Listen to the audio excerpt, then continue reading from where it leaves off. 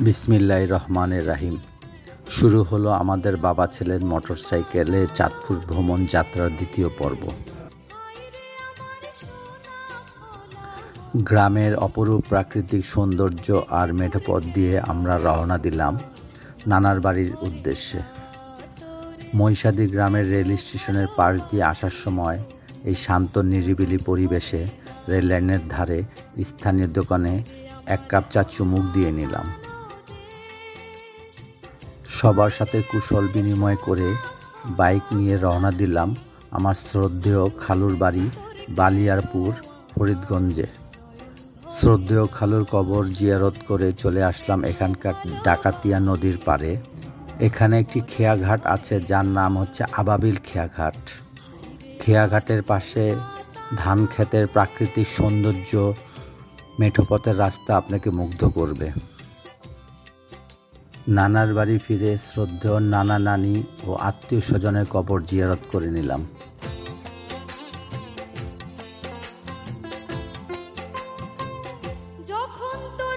দুপুরে মামার বাড়িতে ছিল আমাদের পারিবারিক অনুষ্ঠানের আয়োজন। গ্রামের এই পারিবারিক অনুষ্ঠান হচ্ছে আমাদের পারিবারিক মিলন মেলা। হাসি ঠাট্টা, অনেক দিন পর একে অপরকে কাছে পাওয়া, এ যেন এক বিশাল অনুভূতি।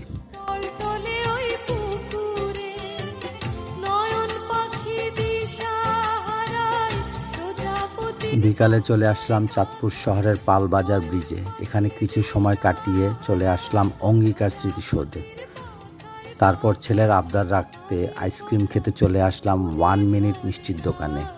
এই 1 মিনিট মিষ্টির দোকান চাঁদপুরে অনেক জনপ্রিয়। দূর দূরান্ত থেকে অনেক মানুষ আসে এই আইসক্রিমের স্বাদ উপভোগ করতে। অঙ্গীকার স্মৃতিসৌধের পাশে তখন চলছিল বিজয় মেলা। আমরা এখানে কয়েক রকমের পিঠা ও ফুচকা কিনে খেলাম।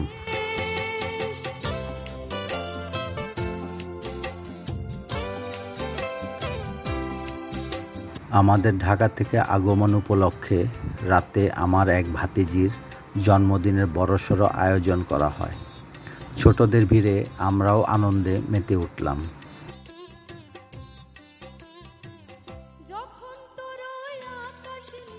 রাতের খাবার খেয়ে আমরা হাঁটতে বেরিয়ে পড়লাম রেল লাইনের ধারে। ছেলে একটি জোনাকি পোকা ধরল, যা ওর চাঁদপুর ভ্রমণের আনন্দকে আরো বাড়িয়ে দিল। হচ্ছে জোনাকি পোকা জ্বলছে, জোনাকি পোকা,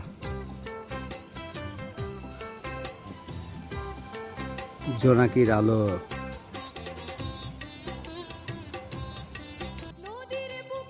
সকালে নাস্তা সেরে গাছতলা ব্রিজের নিচে ডাকাতিয়া নদীতে চলে আসলাম আমরা গোসল করতে। আমার নানার বাড়ি থেকে 5 থেকে 7 মিনিটের দূরত্ব।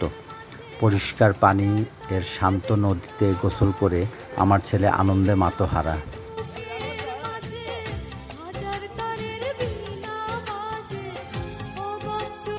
দুপুরে আমাদের দাওয়াত ছিল রঘুনাথপুর এর মামার বাড়িতে। ছবির মতো সাজানো এই গ্রাম, ধান ক্ষেতের ভিতর দিয়ে রাস্তা, রাস্তার পাশে তাল ও অন্যান্য গাছের সারি, নিরিবিলি শান্ত পরিবেশ। প্রকৃতি যেন মহান আল্লাহ তাআলা নিজ হাতে সাজিয়েছেন।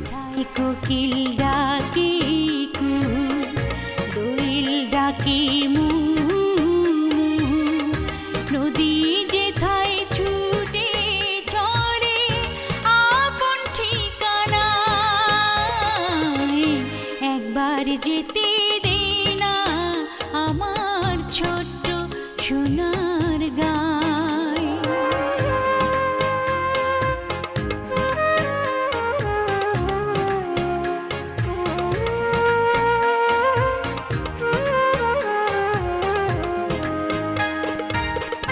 বিদিন জ্বালা সাঁঝের বেলা,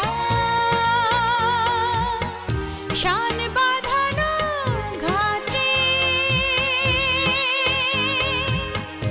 গল্প কথার পানিশি ভিড়ে,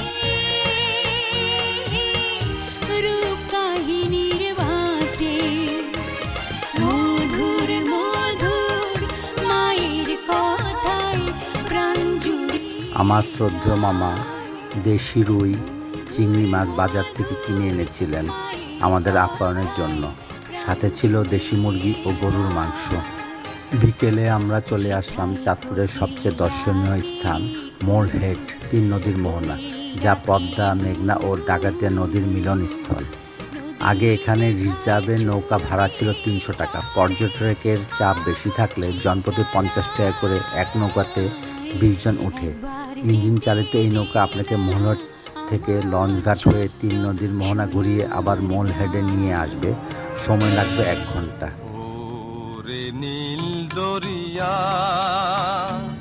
আমায় দে রে দে ছাড়িয়া,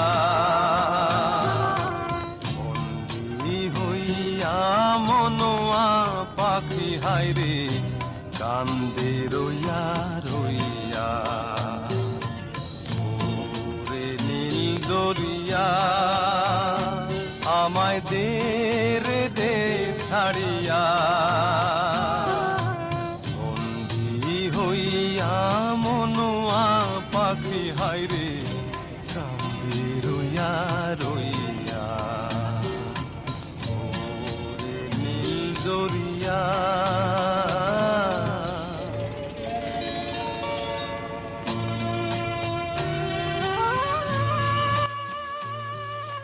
নদীর এই 3 মোহনার পাশেই চাঁদপুরের বড় রেলওয়ে স্টেশন অবস্থিত, আর তার সাথেই আছে চাঁদপুরের সবচেয়ে বড় ইলিশ মাছের বিক্রয় কেন্দ্র। দেশের বিভিন্ন প্রান্ত থেকে ক্রেতারা আসে এখানে ইলিশ মাছ কিনতে। কাছের মানুষ রাতে সেজে মামার ঘরে ছিল আমাদের খাবারের আয়োজন। খাবার শেষে বেরিয়ে পড়লাম রাতের অপরূপ জ্যোৎস্না উপভোগ করতে। বাইক নিয়ে চাঁদপুর লক্ষ্মীপুর হাইওয়ে দিয়ে গাছতলা ব্রিজ হয়ে ফরিদগঞ্জ চৌরাস্তা বাজারে এসে 1 কাপ চা খেয়ে ঘুরে ফিরে দেখলাম রাতের চাঁদপুরের সৌন্দর্য। অন্তরে অন্তরে আমার এত সাধের মন বধুয়া হায়রে কি জানি কি করে।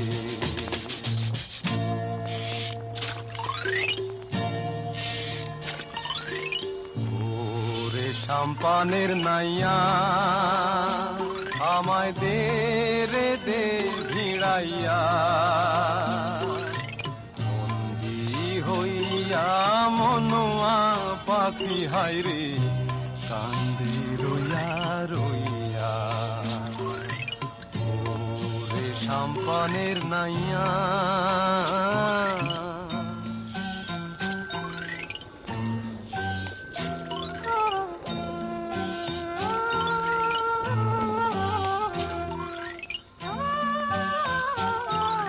সকালে ঘুম থেকে উঠে নাস্তা সেরে রওনা দিলাম ঢাকার উদ্দেশ্যে। গুগল বলছে 95 কিলোমিটার রাস্তা যেতে সময় লাগবে 2 ঘন্টা 37 মিনিট। পথে মতলব টোলঘরের সামনে যাত্রার বিরতি দিয়ে আবার আমরা রওনা দিলাম প্রাণের শহর ঢাকার উদ্দেশ্যে। আমাদের ঢাকা আসতে সময় লেগেছে প্রায় 3 ঘন্টা। তেলি ঘাটে ঘাটে নাঙ্গর তেলি ঘাটে ঘাটে, বন্দরে বন্দরে আমার মনের নাঙ্গর পইড়া রইছে হায়রে সারে বাড়ির ঘরে।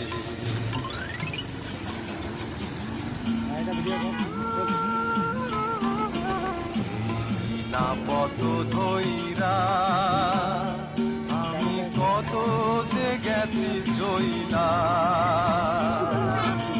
একলা ঘরে মন বধুয়ায় আমার রইছে পন্থ চাইয়া।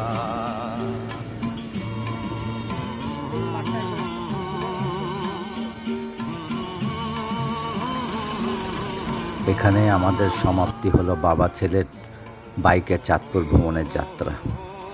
আল্লাহ হাফেজ।